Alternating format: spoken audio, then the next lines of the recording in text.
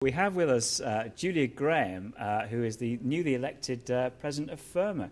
First of all, congratulations on becoming the Thank you very much. The new head of the organisation. What does it mean to you to achieve so? I know you've been campaigning hard for some time about this. It's quite hard to put it into words, actually, because I think it's the pinnacle of everything I've ever done in the world of insurance and risk management. So I'm extremely proud to represent what I think is a unique organisation. So my current feeling is one of being a bit overwhelmed, but I'm also very, very pleased to represent a profession that I love and has been very, very good to me. So what was it, do you think? Because I know obviously that it wasn't a walkover. There were other people who were also in the room. What did you bring to the vote that got people to elect you? Well, I'm lucky enough to have had a long career in insurance and risk. So I've actually worked in both disciplines, which I think is quite unusual.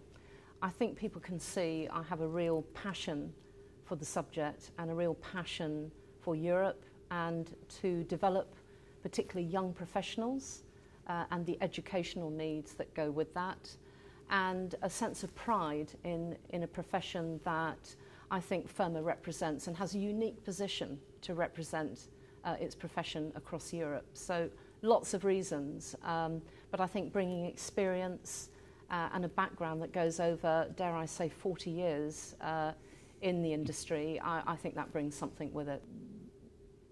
Jorge's presidency finishes in a couple more days, and then yours obviously will begin.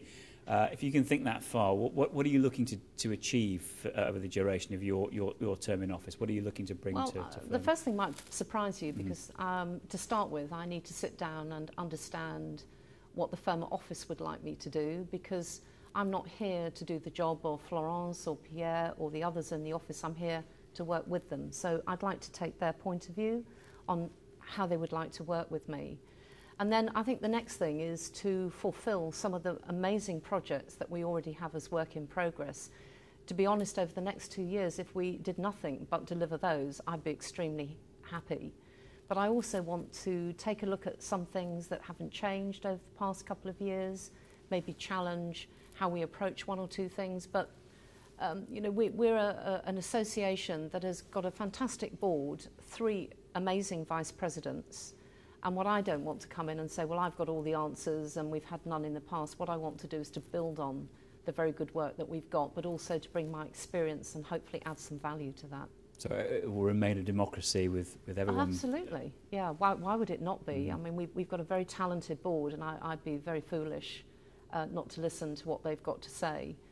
But also, you know, my role is to come in and offer leadership to that group, and that's exactly what I will do. But it doesn't mean I'm not going to listen to people. Now, over the next couple of days, we've got a forum to get through, and there's plenty of things happening. I think not least this evening, and from there on in. But I know you're heavily involved clearly with what's happening over this next 2 days here. And you're running a couple of workshops on cyber and the threats around that, and also on social media. Can you explain to me what you think the importance of these issues are for risk managers at the moment? Because it seems to be one that's really crept up the agenda, is now dominating a lot of. Well, just as we've had a great board, I've chaired the programme committee that's put the programme event together. So I've had a unique insight from the benefit of working with that committee as to what we think people want to hear about.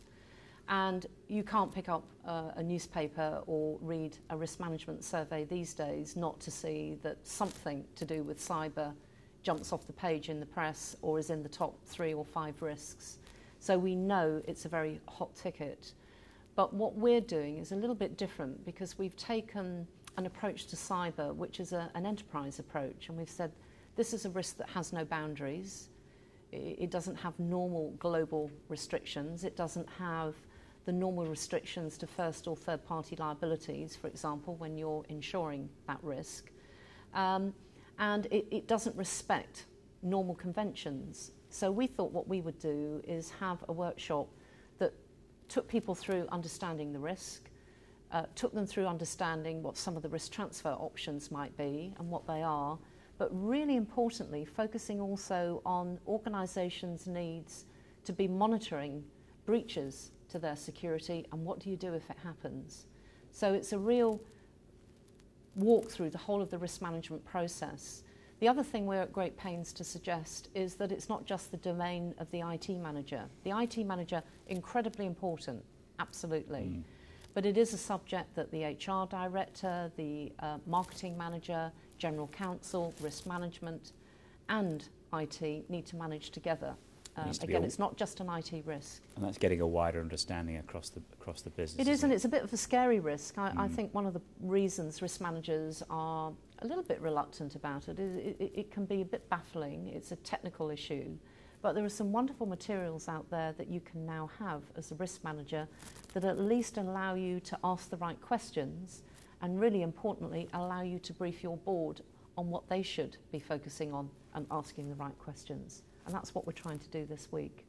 Okay. And just one last question.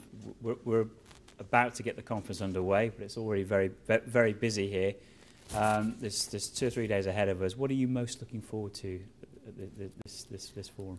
There's a balance. I'm looking forward to meeting old friends, making some new friends. Networking is a hugely important part of this forum because you can network with people that you go to other events and you just don't get to see. So we have this wonderful opportunity of bringing together people from many different countries. Learning. Doesn't matter how long you've been doing the job, you never leave an event like this without learning. I think having some fun. It's really important. If life is always very dull and you just sit and network and learn, but you don't have some fun as well, then we probably haven't achieved what we're setting out to do. But I come back to the theme of the event. We want to inspire, we want to educate people, and we want to give them some tools to help influence when they go back to their desk jobs.